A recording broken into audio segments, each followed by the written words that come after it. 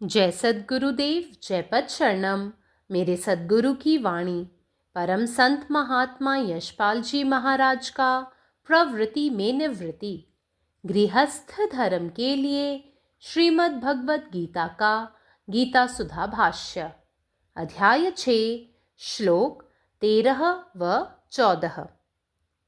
समं कायशिरो ग्रीवं धार्यञ्चलं स्थिरः सम्प्रेक्षय नासिकाग्रं स्वं दिश्चानवलोकयन् प्रशान्तात्मा विगतभीरब्रह्मचारी व्रते स्थितः मनः संयम्य मच्चित्तो युक्त आसीत मत्परः।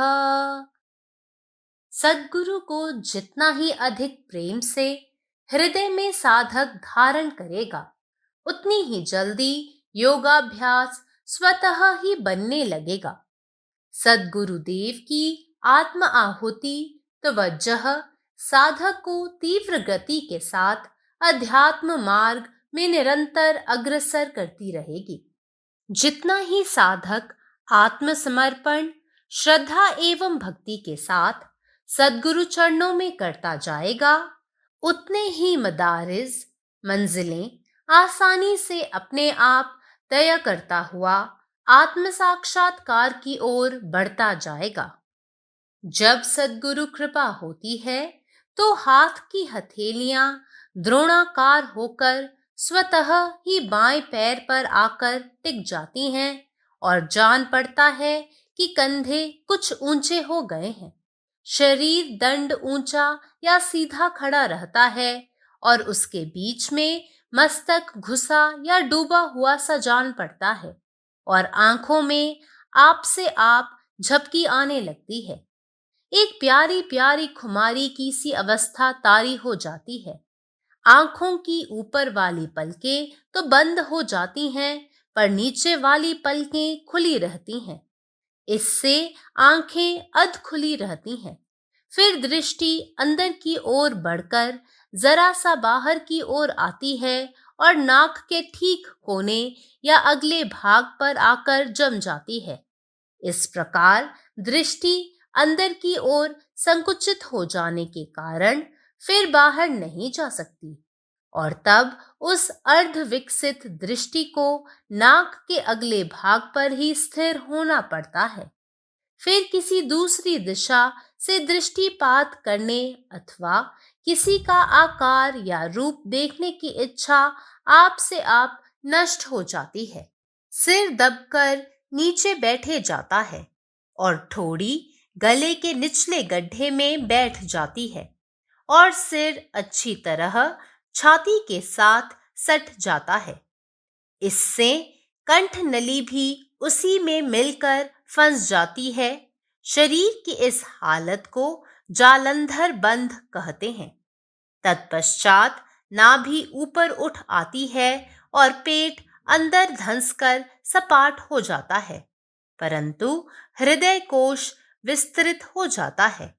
इस प्रकार लिंग मूल के ऊपर और नाभि स्थल के नीचे जो बंध स्थापित हो जाता है, वह उडियान बंध कहलाता है। अब शरीर के अंदर का वह आधार नष्ट हो जाता है जिसमें मनोवृत्तियां रहती हैं। कल्पना बेकाम हो जाती है और प्रवृत्ति शांत हो जाती है। अब अपान वायु शरीर में पीछे की ओर चलती है और दबाव पड़ने के कारण फूलने लगती है। फिर कुपित होकर मत होती है और नाभि स्थान में रहने वाले मणिपुर नामक चक्र को बीच बीच में धक्के देती है। फिर यह उभरी हुई अपान वायु वायु मार्ग की नाली को खुलासा करती है और सब अवयवों को शिथिल कर देती है।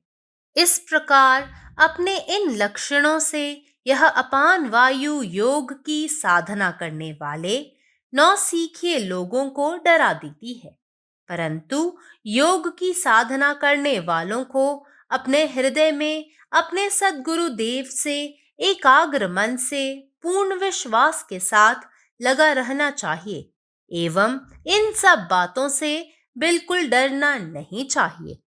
यद्यपि यह अपान वायु अपने इस प्रकार के व्यापारों से कुछ व्याधि उत्पन्न करती है, परंतु साथ ही साथ वह उस व्याधि का परिहार भी करती चलती है।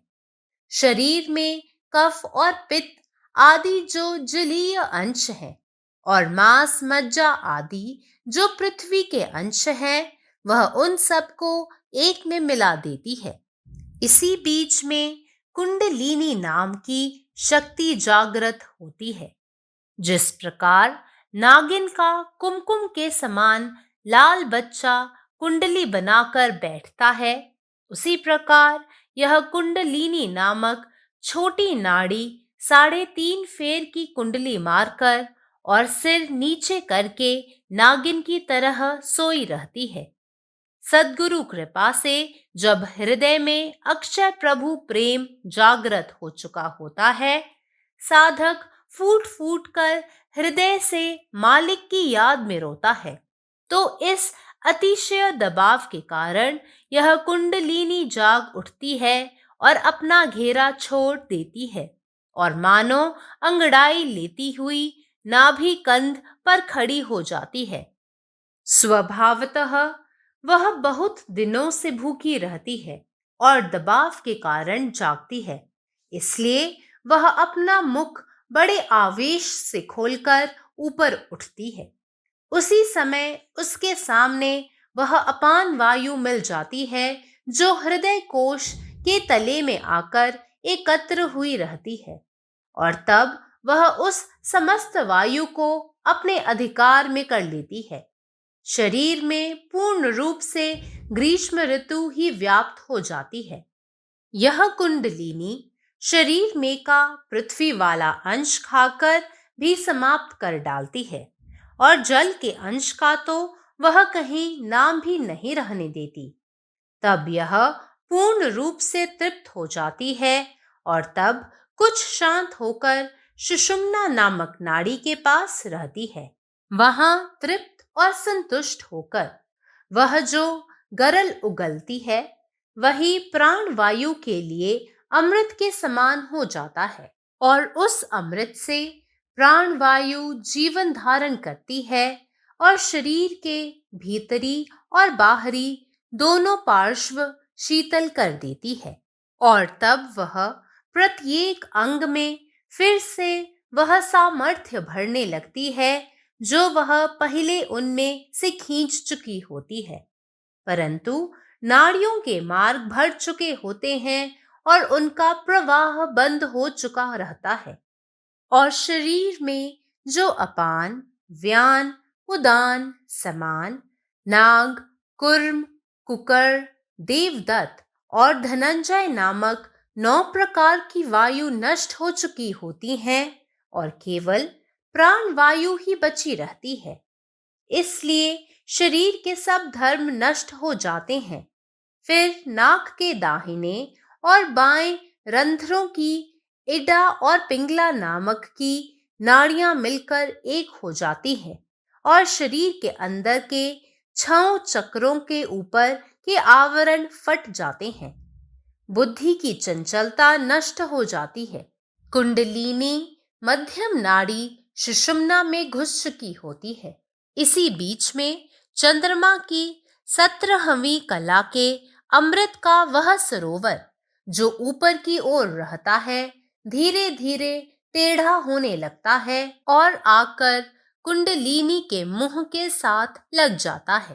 फिर इस कुंडलिनी की नली में जो अमृत रस भरता है, वह समस्त अंगों में व्याप्त हो जाता है और प्राण वायु के साथ प्रत्येक अंग में पहुंचकर जहां का तहां सूख जाता है।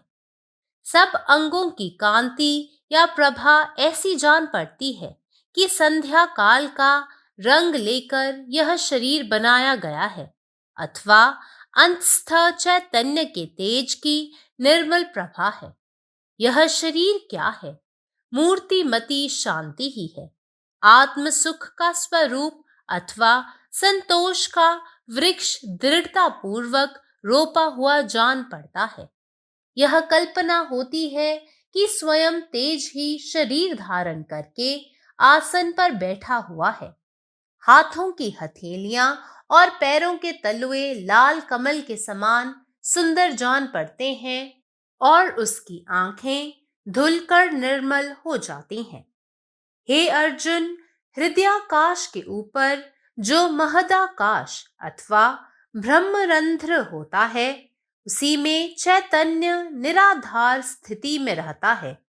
ज्यों ही उस महदाकाश के घर में कुंडलिनी देवी का प्रवेश होता है, त्यों ही वह अपना तेज उस चैतन्य के आगे भोजन रूप में अर्पित करती है। ज्यों ही बुद्धि के शाख के साथ इस शुद्ध भोजन का नैवेद्य लगता है, त्यों ही फिर द्वैत का कहीं नाम भी बाकी नहीं रह जाता। फिर कुंडलिनी की निजी कांति नष्ट हो जाती है और तब केवल प्राण वायु का स्वरूप प्राप्त कर लेती है। प्रकाश के स्रोत की तरह बहती हुई वह कुंडलिनी हृदय प्रांत की दरी में अचानक समा जाती है और तुरंत ही शक्ति का शक्ति में लय हो जाता है।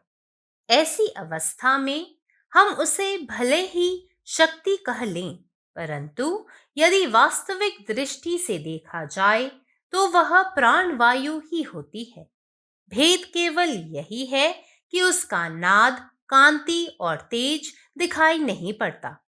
फिर उस अवस्था में मन को जीतने, वायु को बंद करने या रोकने अथवा ध्यान लगाने की भी कोई आवश्यकता नहीं रह जाती। उस समय मन में संकल्प विकल्प भी नहीं उठते। आत्मा का मन, बुद्धि, चित्त और इंद्रियों पर पूर्ण अधिकार प्राप्त हुआ होता है और अहंकार, अहम हमेशा के लिए कूच कर चुका होता है। अंश पूर्ण में लय हुआ जान पड़ता है। ऐसा योगी समय और दूरी के बंधनों से मुक्त होता है। जहां और जब भी उसे हृदय से याद किया जाए, वह आत्म रूप से मौजूद नजर एवं अनुभव में आता है। ओम। Let him firmly hold his body, head and neck erect and still, gazing at the tip of his nose without looking around. Serene-minded, fearless, firm in the vow of brahmacharya, having controlled the mind, thinking of me and balanced in mind. Let him sit having me as his supreme goal. Here, Lord is adding more details to the technique of meditation and says that the sadhak should firmly hold his body in such a posture that his head and neck should be erect. He should be careful to keep his vertebral column perfectly straight and erect. However, this should not be misunderstood as holding the body in all tension. Firmly here means not that the body must be held stiffly, but that the relaxed body must be held in such a fashion that there should not be any tendency to swing forward and backward or sideways. The sadhak, having thus fixed himself ready for the meditation, should gaze at the tip of his nose and concentration on Agya Chakra. For this practice, brahmacharya, complete celibacy, is one of the essential requirements. As such, this practice is not at all recommended for married people who are not established in complete celibacy. There are many seekers who had come to suffer much physical discomforts, such as headaches, giddiness, exhaustion, tensions, and nervous breakdowns. The married people should rather concentrate on heart center. However, when by the grace of Sadguru's Atma Ahuti tawajjuh, and regular practice of concentration and meditation, abhyas, with pure love and complete devotion unto the feet of the Lord Ishtadeva and Sadguru, the pran vayu rises up to Agya Chakra automatically, that is, without any external effort. The upper eyelids are closed and the lower remain open, and the gaze by itself goes at the tip of the nose, and you attain Nasikagra Drishti. Many sadhaks at this stage experience Divya Gandha, various aromas. After some time, the sadhak realizes that his Agya Chakra has already been activated and experiences Divya Jyotis, perception of supra-phenomenal lights. These experiences give you encouragement, push you up in the spiritual path, and convince you of the existence of transcendental or supraphysical things. One should not stop his practice, abhyas, thinking that the desired goal is achieved. Self realization, Atma Anubhuti, is still far off, and the sadhak should visualize his own Ishtadeva, tutelary deity, on whichever point chakra the air like vibrations are experienced. The spiritual aspirant should be a true brahmachari and possess serenity of mind. The divine knowledge can descend only in a serene mind. Serenity is attained by the eradication of vasanas, that is, desires and cravings. He should be fearless. This is the most important qualification. A timid person or a coward is very far from self realization. The aspirant should have complete control over his mind and balanced in pleasure and pain, heat and cold, honor and dishonor. He should ever think of the Lord and take Him as the supreme goal. Married aspirants should also understand the value of continence and practice Grahastha Brahmacharya. Semen or the vital fluid tones the nerves and the brain and energizes the whole system. That brahmachari who has preserved this vital force and sublimated it into radiant spiritual power can practice steady meditation for a long period. Only he can ascend the ladder of yoga. However, the term brahmacharya has also a wider and more general implication. It is not only the control of sex impulses, but is the practice of self control in all avenues of sense impulses and sense satisfactions. Real brahmacharya is attained by continuous brahmavichar, that is, to keep our mind always engaged in the contemplation of the supreme reality. By this, only one can achieve withdrawal of his mind from the external objects. Kundalini, serpent power. Kundalini is a dormant energy lying coiled in the triangular bone, coccyx, at the base of the spine until the time of its awakening.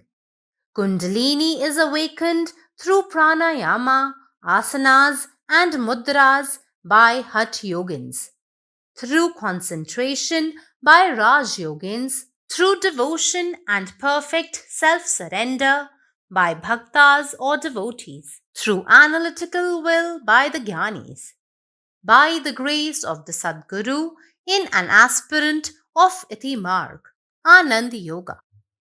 Mahim muladhare kamapi manipure hutvaham स्थितं स्वाधिष्ठाने हृदि मरुतामाकाशमुपरि मनो अपि भ्रूमध्ये सकलमपि भित्त्वा कुलपथम् सहस्रारे पद्मे सहरहसि पत्या विहरसे. सौंदर्य लहरी Shri Shankaracharya Ji Maharaj. Devi Kundalini, thou art diverting thyself in secrecy with thy Lord in the 1,000-pelleted lotus Sahasra at the crown of the head. Having pierced through the earth situated in the Muladhara at the anus, the water in the Swadhisthana at the root of the organ, the fire abiding in the Manipur at the navel, the air in the heart, Anahata, the ether above the Vishuddhi in the neck, the Manas in the space between the two eyebrows, Ajna, and thus broken through the entire Kula path. Kundalini, serpent power, is a dormant energy lying coiled in the form of 3.5 spiral. By the vital force of concentration generated by the Shakti path of Sadguru on the Muladhara, the first psychic center of energy results in the rousing of the Kundalini. When it is awakened, the subtle centers of our being, chakras, are enlightened as it rises within us, culminating in the experience of spiritual enlightenment. The psychic energy requisite to control the various organs abides in the 6 chakras of the Sushumna path, provided with the 3 stages, known as Rudra, Vishnu, and Brahma Granthis, knots. In the case of ordinary mortals, their vital energy is wasted through the Ida and Pingla.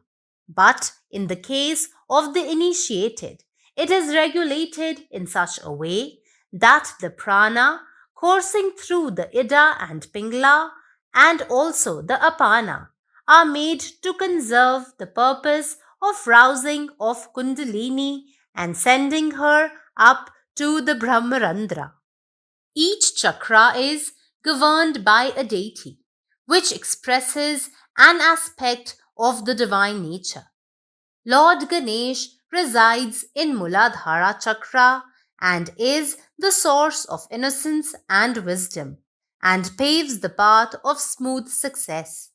Lord Brahma is the Adhisthata, controller of Swadhisthana chakra. Brahma is the lord of creation, and when this chakra is activated, it produces immense energy, Shakti, in an aspirant to tread the path of spiritualism. Lord Vishnu is the Adhisthata, controller of Manipura chakra, Nabhi chakra. When activated, results in the evolution of the sadhak and puts him firmly on the path of righteousness, Swadharma. Lord Shiva is the Adhisthata, controller of Anahata chakra. It is connected with heart, Atman. When activated, rouses immense yearning, love, and devotion in the heart of a sadhak and puts him on the path of Sudha Bhakti. Lord Krishna with Radha is the Adhisthata, controller of Vishuddhi chakra. When activated, sadhak starts experiencing the presence of the Lord with him at all the times. Between the eyebrows is the Ajna chakra, so called because it is at this stage that Kundalini is bent on breaking through the Brahma Granthi on the way to Sahasra. When it crosses Ajna chakra, we become thoughtlessly aware, and when it pierces the Brahmarandra, we become connected with the all-pervading power which loves, thinks, organizes, and understands, and we feel the joy of divine love flowing over us. When Kundalini pierces the Sahasra chakra, it reaches the seat of the spirit Atman and thus enlightens the spirit Atman. Atman is the innermost part of our being and is the reflection of God Almighty within us.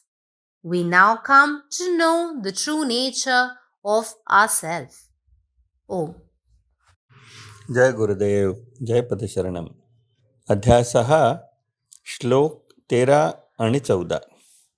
साधक जितका जास्त हृदयात प्रेमाने सद्गुरूंना आलिंगन देईल तितक्याच लवकर तो आपोआप योगाभ्यास सुरू करेल.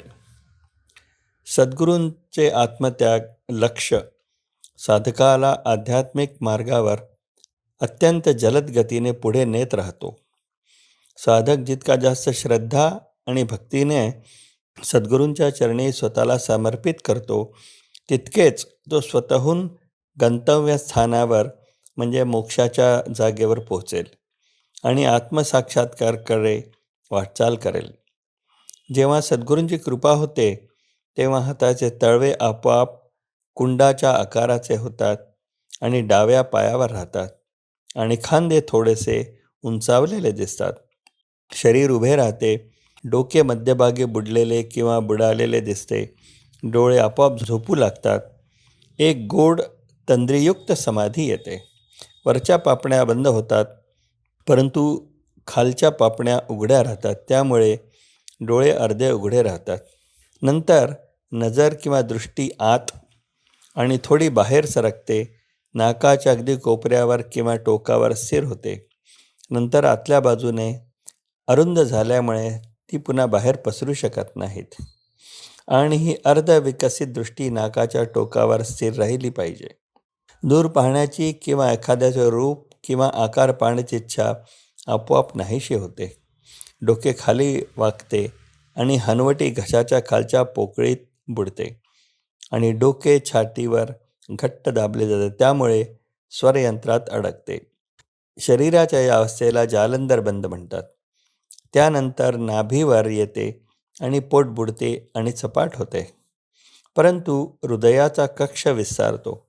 अशा प्रकारे लिंगाच्या तळाच्या वर आणि नाभीच्या खाली स्थापित झालेल्या या बंधाला उड्डाण बंद म्हणतात. शरीरातील मानसिक वृत्ती टिकवून ठेवणारी पाया नष्ट होतो. कल्पनाशक्ती निरुपयोगी होते आणि प्रवृत्ती शांत होते. अपान वायू आता शरीरात मागे सरकते आणि दाबाखाली फुगू लागते. नंतर ते क्रोधित होते, मादक होते आणि कधीकधी नाभीवर असलेल्या मणिपूर चक्रावर धडकते. हे वाढणारे अपान वायू नंतर वायुमार्ग उघडते आणि सर्व अवयवांना आराम देते. या वैशिष्ट्यासह अपान वायू योगाभ्यास करणाऱ्या नवशिक्यांना घाबरवतो.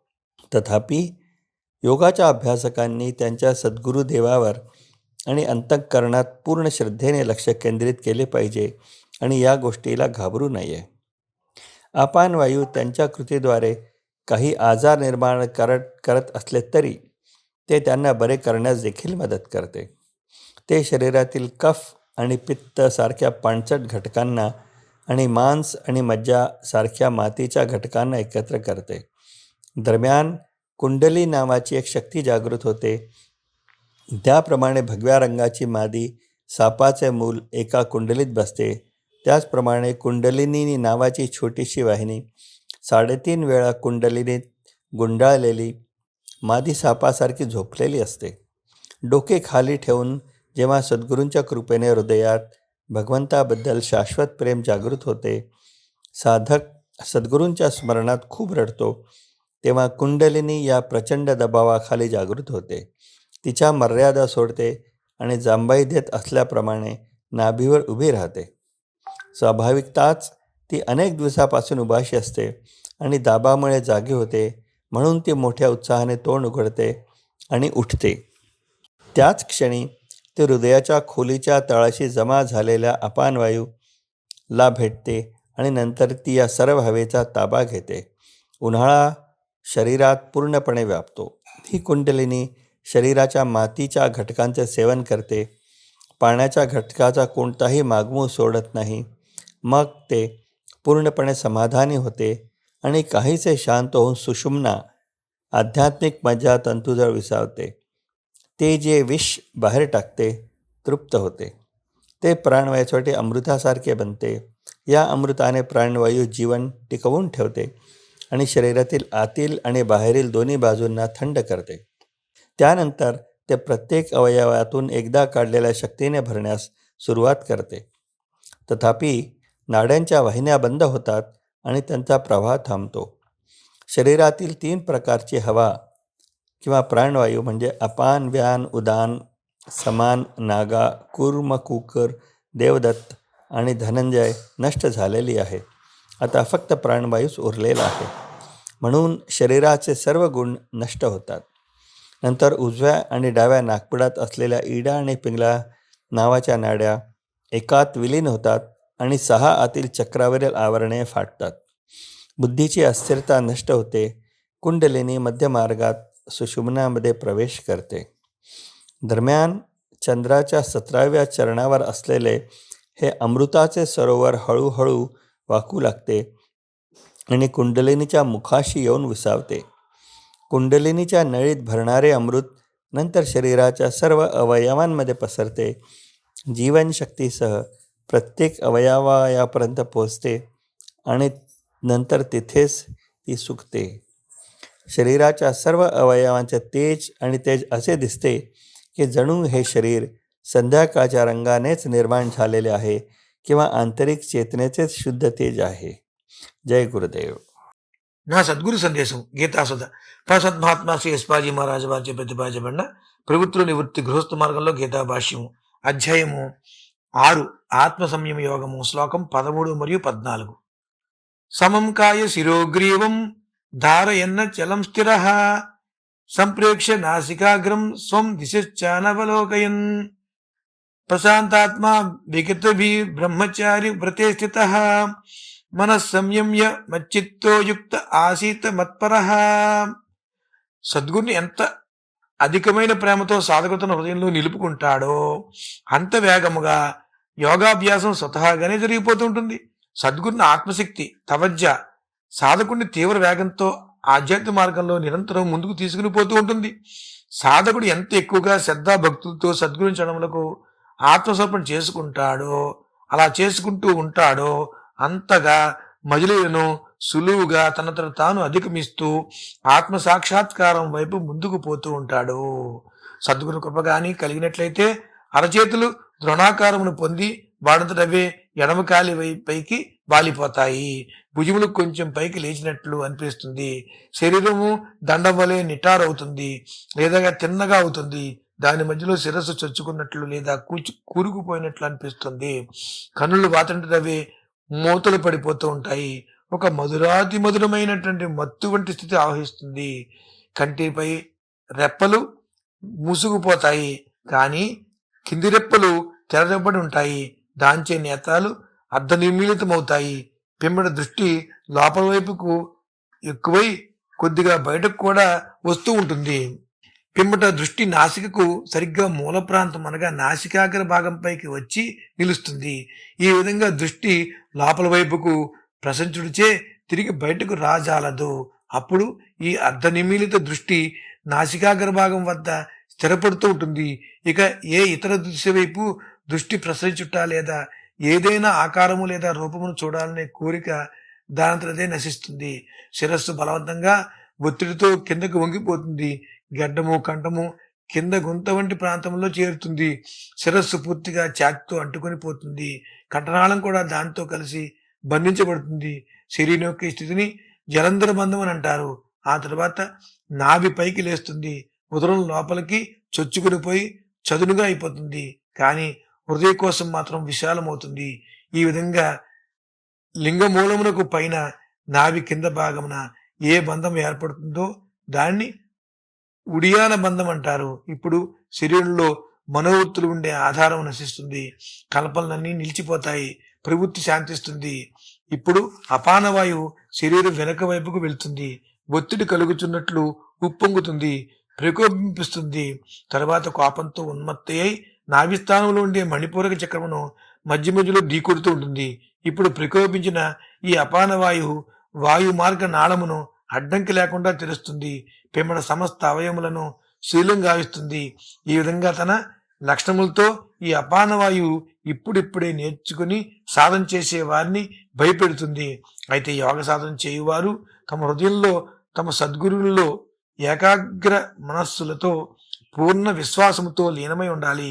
అంతేగాక ఈ విషయములకు ఏమాత్రం భయపడకూడదు. అపానవాయువు తన ఈ వ్యవహారములచే కొంత వ్యాధిని కలిగించినప్పటికీ దాంతోపాటు అది ఆ వ్యాధిని పరిహరిస్తూ పోతుంటుంది.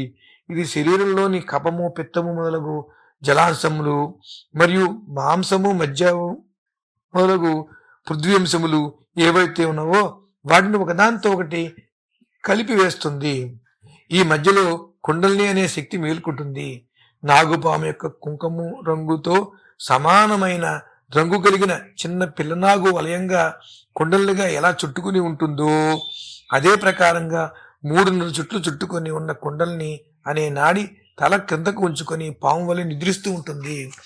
సద్గుని కృపతో సాధకుని హృదయంలో అక్షయ ప్రేమ జాగృతమై సాధకుడు పరమాత్మ జ్ఞాపకంలో హృదయంలో వెక్కి వెక్కి రోధించినట్లయితే అతిశయమైన ఆ ఒత్తిడితో ఈ కుండల్ని మేలుకుంటుంది. తన వలయాన్ని విడిచి వడలు విరుచుకొని నాభ్య స్థానం వద్ద నిలుస్తుంది. నిజానికి అది ఎన్నో రోజుల నుండి ఆకలితో ఉంటుంది. ఈ ఒత్తిడి కారణంగా మేలుకుంటుంది. అందుచేత అది తన నోటిని ఎంతో ఆవేశంతో తెరుచుకుని పైకి లేస్తుంది. అదే సమయంలో హృదయకోశం వద్దకు వచ్చి ఏకత్రికమై ఉన్న అపాన వాయువు దానికి దొరుకుతుంది. దానిని ఈ కుండలిని శక్తి తన స్వాధీనం చేసుకుంటుంది. అప్పుడు శరీరంలోని భూ సంబంధమైన అంశను తినివేస్తుంది. పిమ్మట జలాంశను కూడా లేకుండా చేస్తుంది. అంతటా అది పూర్తిగా తృప్తిని పొంది కొంత శాంతించి సుషుమ్న నాడి వద్ద ఉంటుంది. అక్కడ తృప్తిని, సంతృష్టిని పొందినదై విషమును క్రొక్కుతుంది. అది ప్రాణవాయువునకు అమృతంతో సమానమవుతుంది. ఈ అమృతంతో ప్రాణవాయువు జీవనధారణ చేస్తుంది. ప్రాణవాయువు శరీరపు బాహ్యాంతరములు 2 పార్శ్వములను శీతలం గావిస్తుంది. అప్పుడది శరీరమందుల ప్రతి అవయవమందు వాటి నుంచి ముందు లాగివేసిన సామర్థ్యము తిరిగి నింపడం ప్రారంభిస్తుంది.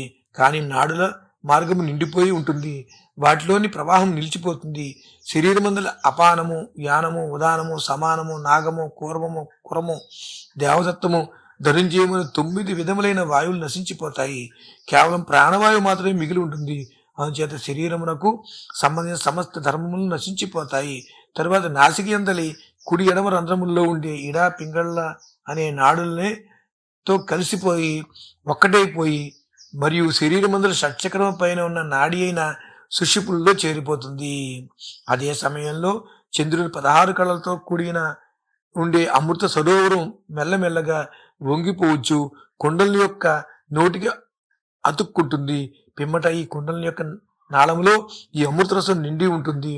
అది సమస్త అవయములందు వ్యాపిస్తుంది. ప్రాణవాయుతో సమస్త అవయములను చేరుకొని ఎక్కడికక్కడే ఆర్చుకుపోతుంది.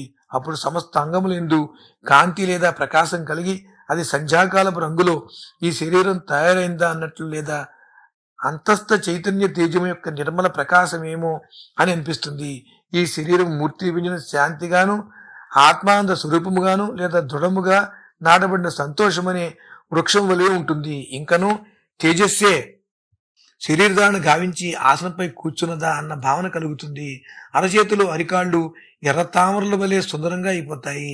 సాధకుని కన్నులు శుభ్రము కాబడి కడిగినట్లుగా అయిపోతాయి. ఓ అర్జున, హృదయాకాశమునకు పైన మహదాకాశము లేదా బ్రహ్మరంధ్రం ఏదైతే ఉన్నదో దానిలో చైతన్యము నిరాధార స్థితిలో ఉంటుంది. ఆ మహదాకాశ గృహములో కుండలిని దేవి ప్రవేశించినంతనే అది తన తేజమును ఆ చైతన్యం ముందు భోజన రూపంలో అర్పించుకుంటుంది. బుద్ధి అనే శాఖముతో పాటు ఈ శుద్ధ భోజనము అర్పించబడినంతనే ఇక ద్వైతభావం అనేది నామమాత్రంగా కూడా మిగిలి ఉండదు. తర్వాత కుండలిని యొక్క నిజకాంతి నశించిపోతుంది. అప్పుడు కేవలం ప్రాణవాయువు స్వరూపమునే అది పొందుతుంది.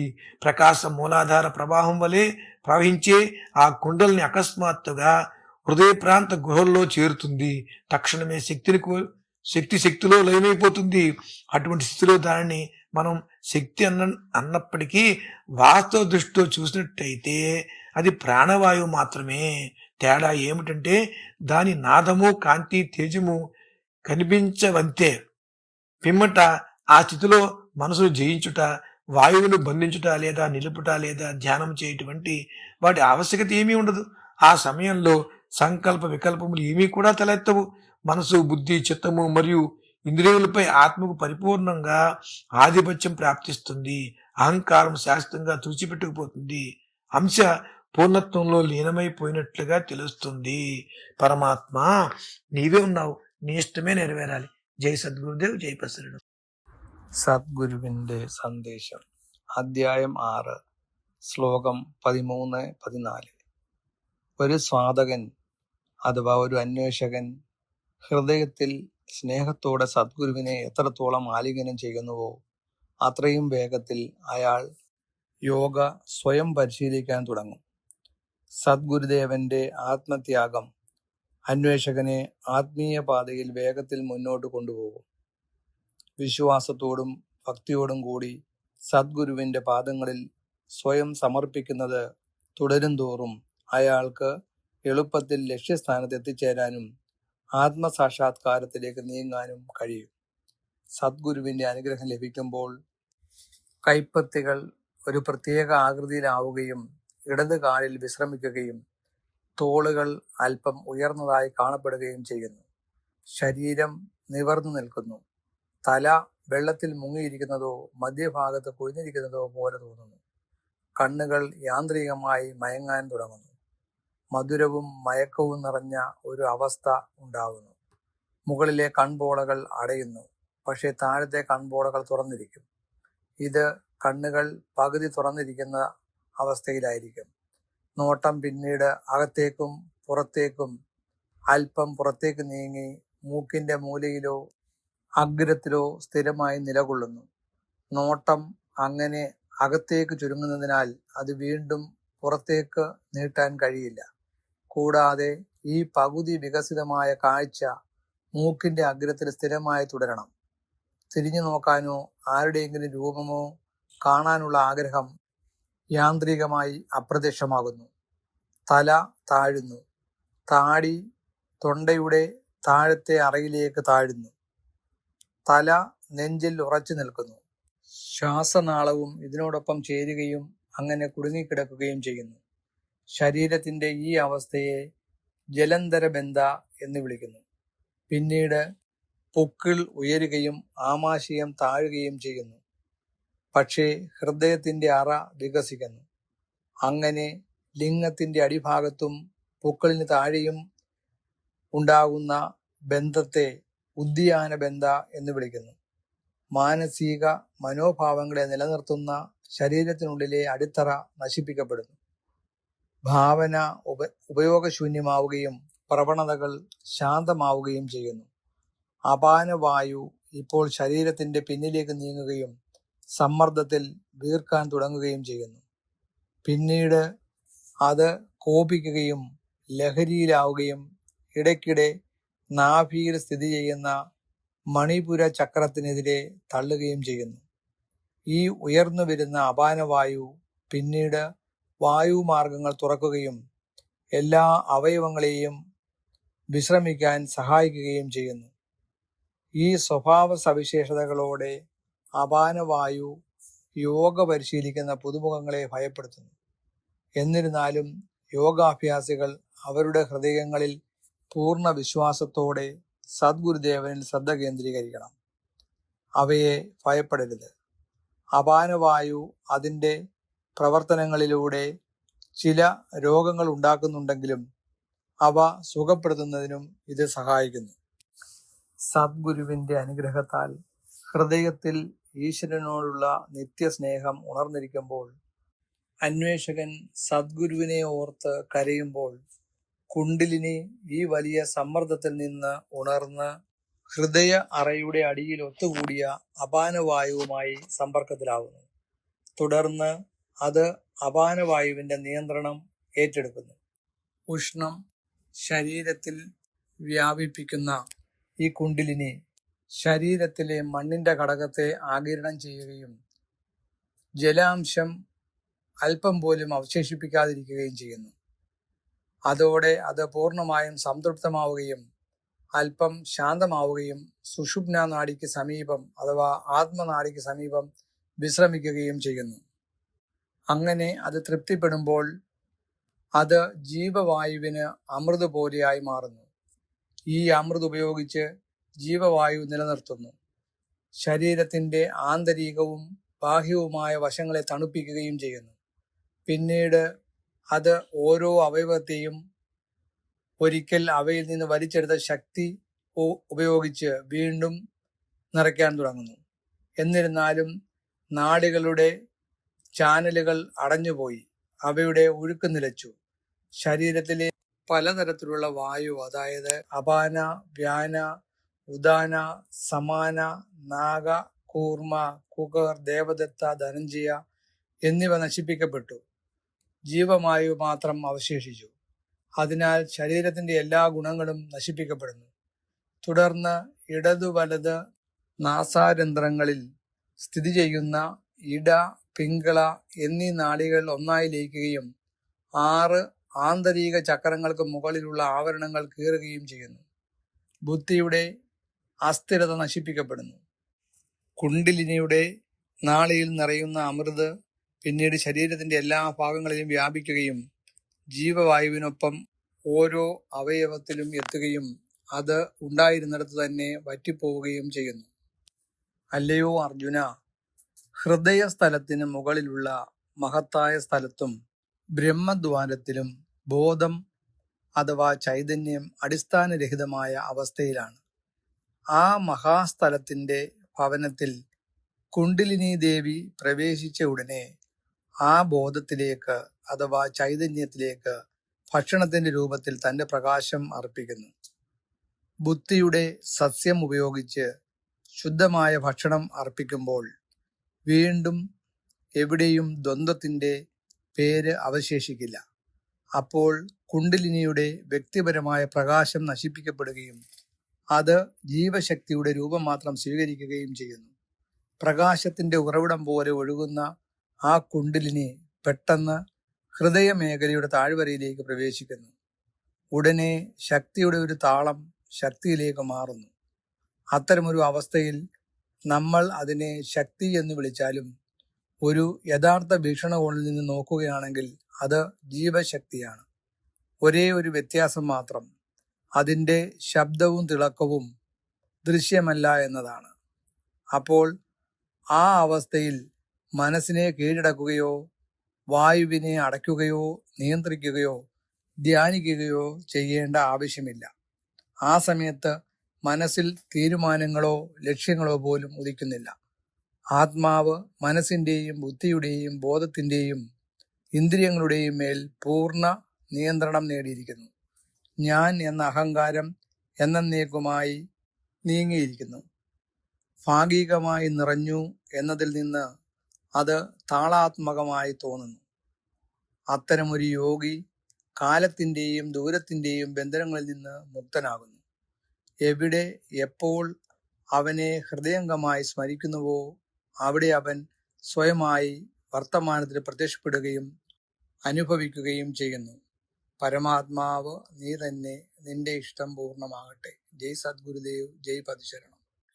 समं काय शिरोग्रीवं धारयञ्चलं स्थिरः सम्प्रेक्ष्य नासिकाग्रं स्वं दिशश्चानवलोकयन् प्रशान्तात्मा विगतभिः ब्रह्मचारी व्रते स्थितः मनः संयम्य मच्चितो युक्त आसीत मत्परः.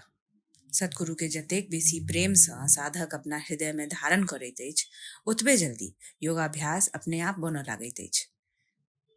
सतगुरुदेव के आत्म आहुति साधक के तीव्र गति से आध्यात्म मार्ग में सदखन आगा बढ़बैत रहैत अछि.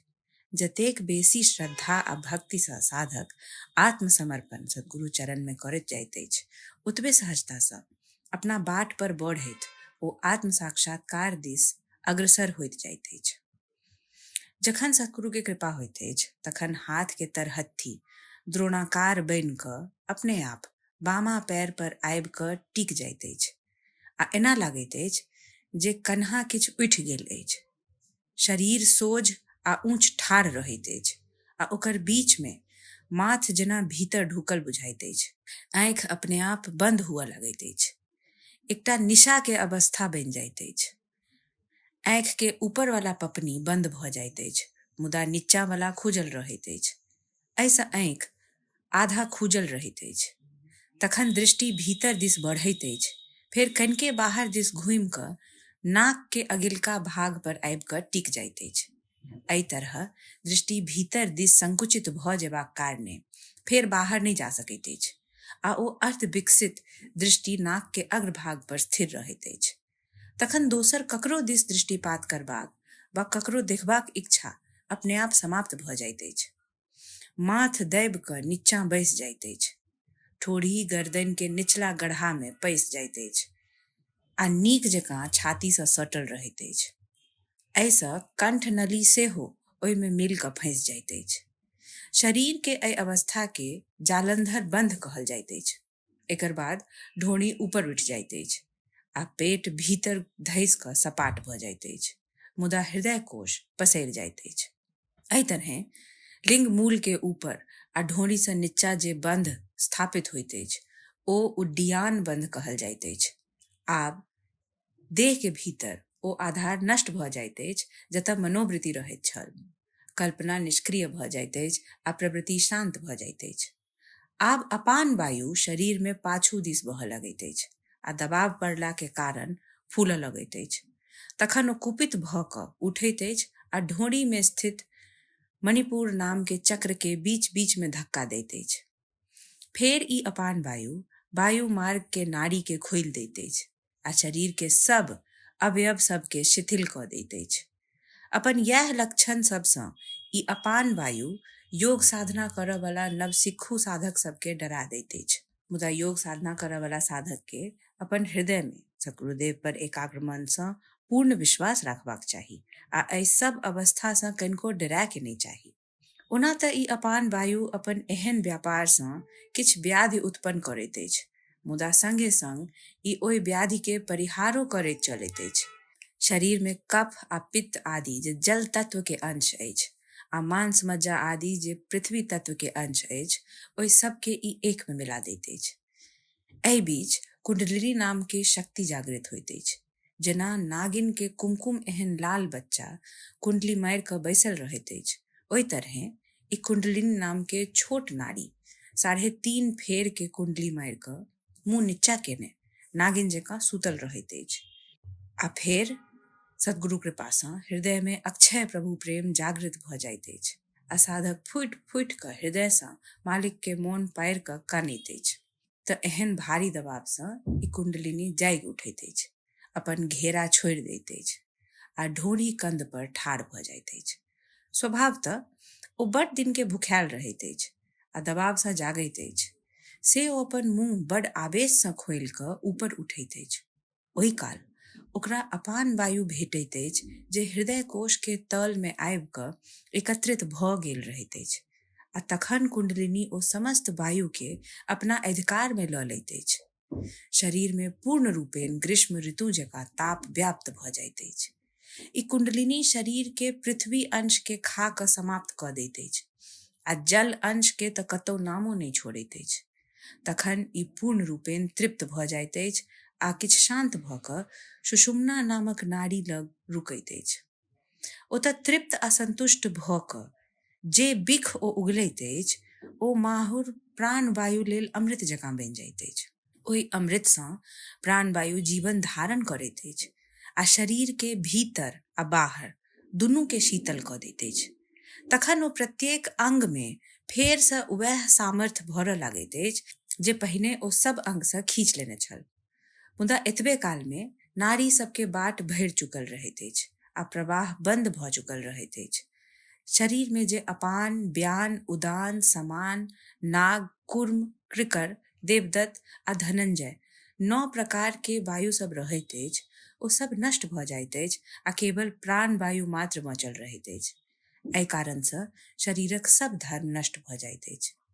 फेर नाक के दाहिना आ बामा रंध्र में स्थित इडा आ पिंगला नाम के नाड़ी मिल क एक भ जाइत अछि आ शरीर के भीतर 6 चक्र सब के ऊपरका आवरण फाटि जाइत अछि। बुद्धि के चंचलता नष्ट भ जाइत अछि। कुंडलिनी मध्यम नाड़ी सुषुम्ना में प्रवेश क चुकल रहैत अछि। एहि बीच ऊपर दिस चंद्रमा के 17हम कला के अमृत सरोवर धीरे धीरे टेढ़ भ क कुंडलिनी के मुंह सँ आबि क मिलैत अछि। फेर कुंडलिनी के नली में जे अमृत रस भरैत अछि ओ समस्त अंग में व्याप्त भ जाइत अछि आ प्राण वायु के संगे प्रत्येक अंग में पहुंचकर जहां तहां सुखा जाइत अछि। सब अंग सबके कांति एहन बुझाइत अछि जे मानो साँझ के रंग लऽ कऽ ई शरीर गढ़ल गेल हुए आ अंतस्थ चैतन्य तेज सँ उपजल निर्मल प्रभा हुए। ई शरीर की थिक, मानो जेना मूर्तिमान शांतिये हुए, आत्म सुख के साक्षात स्वरूप वा संतोषक वृक्ष दृढ़ता पूर्वक रोपल गेल हुए, एहन अनुभूति होइत अछि। एना कल्पना उपजैत अछि जे स्वयं तेजे शरीर धारण कऽ आसन पर बैसल अछि, हाथ के तरहत्थी आ पैर के तरवा लाल कमल के समान सुंदर बुझाइत अछि आ आँखि धुआ कऽ निर्मल भऽ जाइत अछि। हे अर्जुन, हृदयाकाश के ऊपर जे महदाकाश वा ब्रह्म रंध्र अछि, ओहिमे चैतन्य निराधार अवस्था में वास करैत अछि। जहिना ओहि महदाकाश के घर में कुंडलिनी देवी के प्रवेश होइत अछि, तहिना ओ अपन तेज ओहि चैतन्य के आगू भोजन रूपेण अर्पित कऽ दैत अछि। जखने बुधि के शाख सँ ई शुद्ध भोजन के नैवेद्य लगैत अछि, तखने फेर द्वैत के नामो कतौ बचल नहि रहैत अछि। तखन कुंडलिनी के निज कांति नष्ट भऽ जाइत अछि आ ओ केवल प्राण वायु के स्वरूप धारण कऽ लैत अछि। प्रकाश के स्रोत जकाँ बहैत बहैत ई कुंडलिनी हृदय प्रांत के दरी में अचानक पैसि जाइत अछि आ ओहि क्षण शक्ति शक्ति में लय भऽ जाइत अछि। एहन अवस्था में हम भने ओकरा शक्ति कहि देलहुँ, मुदा वास्तविक दृष्टि से देखल जाय तऽ ओ मात्र प्राण वायु होइत अछि। भेद एतबे रहैत अछि जे ओकर नाद, कांति आ तेज देखाइत नहि अछि। तखन ओहि अवस्था में मौन के जितबाके, वायु के बंद करबाके वा रोकबाके वा ध्यान लगाबके कोनो आवश्यकता नहि रहैत अछि। ओहि काल में मौन में संकल्प विकल्प सेहो नहीं उठैत अछि। आत्मा के मौन बुद्धि चित्त आ इंद्रिय सब पर पूर्ण अधिकार प्राप्त भऽ जाइत अछि आ अहंकार अहम सदा काल लेल भागि जाइत अछि। एना बुझाइत अछि जे अंश पूर्ण में लय भऽ गेल अछि। एहन योगी समय आ दूरी के बंधन सँ मुक्त भऽ जाइत छथि।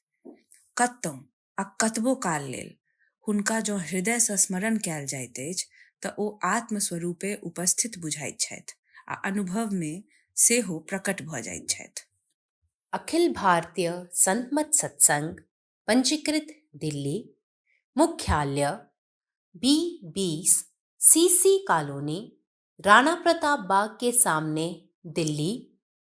सत्संग आश्रम संत यशरूप तपोभूमि परिसर, अनंगपुर, जिला फरीदाबाद, हरियाणा।